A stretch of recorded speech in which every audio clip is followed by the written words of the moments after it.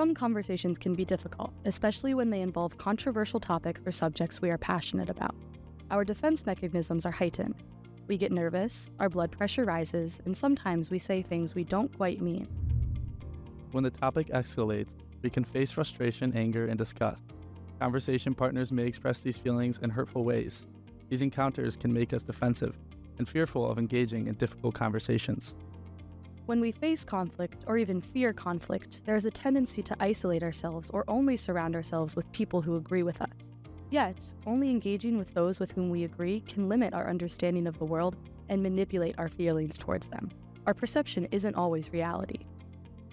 When we grow frustrated with others, we can be prone to contempt, a deep dislike that's based on disrespect. Arthur Brooks, author of Love Your Enemies, describes contempt as seeking to exile, balk, shame, and permanently exclude people from relationships by belittling, humiliating, and ignoring them. Contempt is a product of unproductive and uncivil disagreement. Sometimes we may think that if somebody isn't on our side, then they're our enemy. This hampers productive dialogue and damages relationships. We don't have to disagree this way. We can fight the culture of contempt by practicing kindness and showing respect to those with whom we disagree. To make our conversations more civil, step 1 is to remove contempt. Resisting the temptation to escalate a situation sets us up for success. If you see that things are starting to get heated, calm down. Don't resort to name-calling or shaming. Avoid asking rapid-fire questions and debating. Treating your conversation like a battle to win reinforces the cycle of contempt.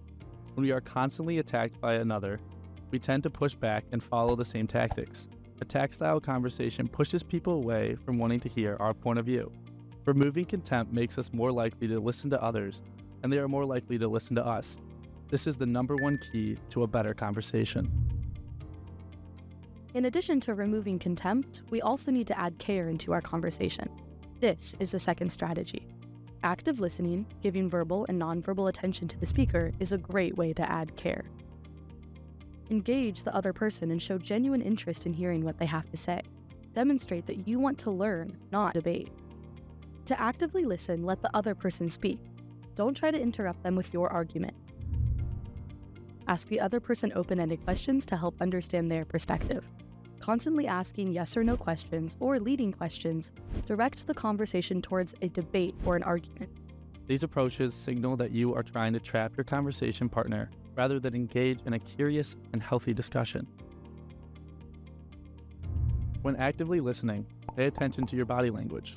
Psychological research emphasizes making steady eye contact, nodding, and giving verbal responses to other people's points. These actions show openness. It's also important to be patient while actively listening. Silence helps you think before speaking, and while others are speaking, silence from you lets them feel more comfortable having the floor to talk. Strategy 3 is to emphasize storytelling over debating. Debating can turn your conversation partner into your opponent. If you want to have a civil discussion that can lead to finding common ground, stories are very helpful. Listing facts rarely persuades the other side to agree with you. It may even make them double down on their argument. Storytelling, by contrast, is an impactful way to get others to understand your point of view. Humans are both rational and emotional creatures. We can feel empathy through connecting with details in a story about why and how someone feels a certain way. Connection through storytelling is a core part of humanity. It's hardwired into us. By telling a story about your ideas, others will be more open to them. It'll also open the door for follow-up questions, or for the other person to share their stories and experiences. Telling stories promotes understanding. When faced with a challenging conversation, try to appeal to the other person with a story. At the end, it's not easy to immediately change your tactics. Practicing is the best way to improve. As you develop these skills, remember these 3 strategies. Number 1, remove negativity and contempt from a disagreement. Number 2, add care. Number 3, reinforce storytelling over debating.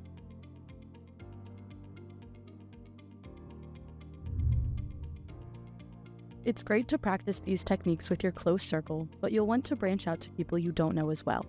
Venturing out of our comfort zones allows us to hear the diversity of ideas in the world and helps us develop and retain new relationships.